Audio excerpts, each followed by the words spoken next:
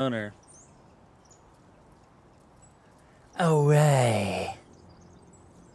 Welcome back, ladies and gentlemen. It's your boy Razor from RazorTube coming at you with some more Rust beta guide action today. And what we'll be discussing and going over is our very own mining outpost. And we'll tell you what loot's here, how is it important to you, how it'll make you survive in your first wipe of Rust. And I'm here with your boy J Monkey. Say hello. Yeah. What is that noise? Oh my goodness. Anyways, I made it. this is gonna be for the this is gonna be for the Xbox One, PlayStation 4, Xbox Series X, and the PlayStation 5. So all this information will pertain to the Rust console beta and Rust full released on the console. Let's get into the action. Alright, so the mining outpost, typically you're gonna find it next to the road. And you're going to wonder on your very first wipe day, what is this for? And you're going to find out very fast that as a new player, it's good for a lot of things. Alright, so let's talk about the loot that spawns here in the mining outpost. And let me tell you, it's stupendous. Anyways. It is great. So you got little bins, wooden crates, and is there a chance for a military crate to spawn here? I swear I've seen one here a few times. No, No? here. You're thinking No? of like the harbor and Oh, stuff. 'cause yeah, they yeah. have some The similar harbor. stuff. The harbor. harbor. The harbor, Joey. Anyways, so you're going to get little bins and you're going to get big wooden crates. What's in the little bins, you ask? I'm glad you asked me that. So typically you'll get like anywhere from clothes, you know, your low tier items. Here, for instance, tuna can lamp and 3 scrap. Typically it gives you 3 scrap, and scrap is the in-game currency inside of Rust. Anyways, and then you have your big wooden crates, which typically yield you components of various types, and they're used to craft certain items within the game of Rust and certain guns. So anywhere from your level 1 workbench to your level 2 workbench, you'll get the items to craft those guns from these wooden crates. Okay, so the layout of the mining outpost, you got to pay attention to. There's 2 really important things here. There's your repair bench where you can put your set item you have to repair it and put your favorite skin on here. You rip your pants? Yeah, I just totally ripped it. And basically what the repair bench does is it'll repair whatever you put in there. It'll tell you if you can repair that item, or if, let's say you can't, you have to either scrap the item or totally just use it until it breaks.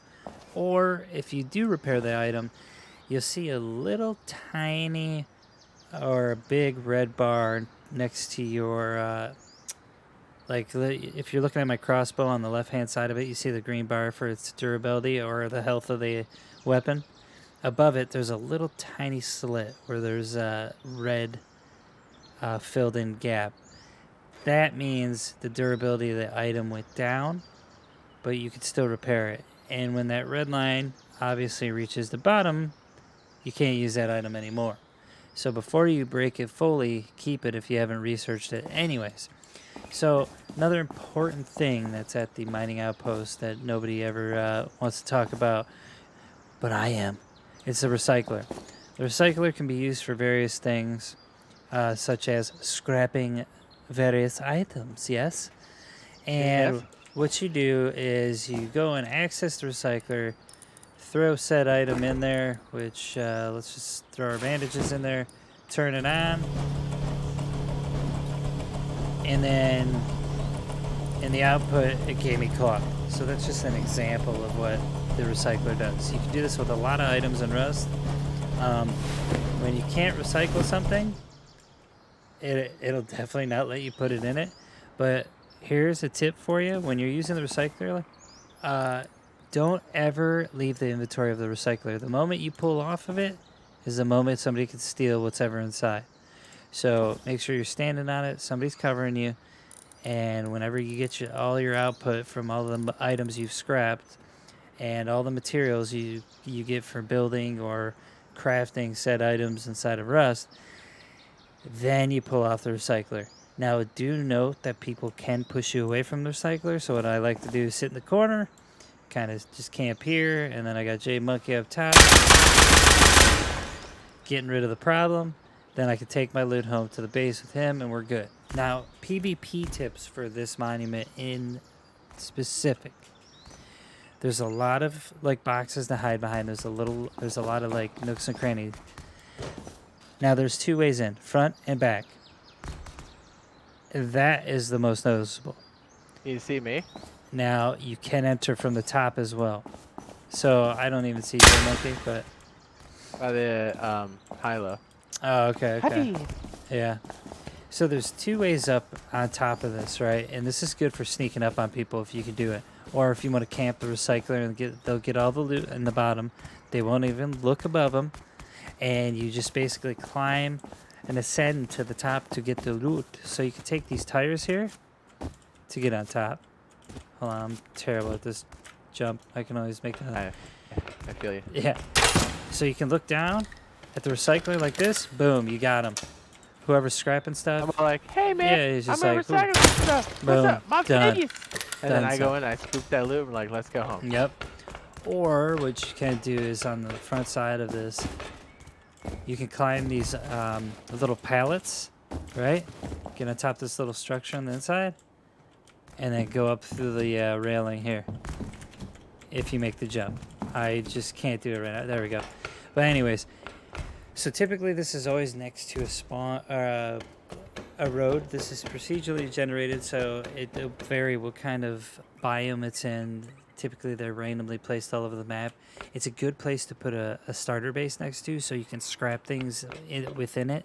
Okay, like on each side of the road near it, and then bring the loot in, use the recycler, rinse, repeat, and whatnot. It's a good way to get beginner's loot, and it's a good way to get materials fast. You can grind up a lot of things on the side of the road and bring it to the recycler with your boys, and boom, you get what you want, you leave. I will tell you this. Full disclosure, there's always people here. There's not one mining outpost I've been to during any given wipe in the beginning, middle, or the end of the wipe. They're always coming here and they're clapping cheeks and taking your stuff. So you want to bring a friend. And if you're coming alone, bring minimal gear.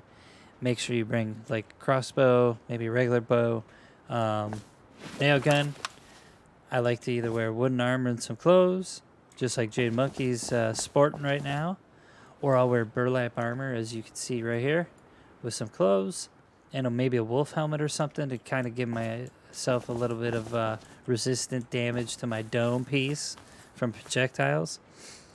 But, I mean, the mining outpost is a pretty good monument. Also, do note, too, you can get road signs on the side of the road, which provides you road sign and pipes. Those are 2 major components inside the game. You can see one right in the distance here.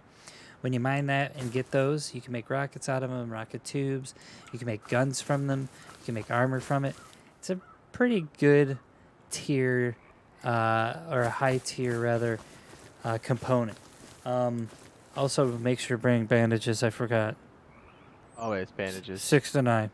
6 to 9. That's the number you want to stick with. But anyways, this is your mining outpost. If you found this information definitely good and you absorbed it and you just want to be like, man, that dude's good at guides, drop a sub and a like. Make sure you look for Jade Monkey and BioLaser in the description below. We are the Boyfriend Squad. We're going to make all types of guides for this game, and we're super excited.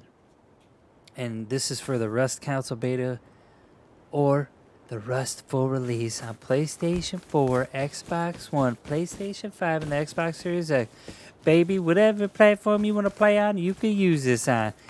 I'll see you in the next guide, and drop this something like, bye.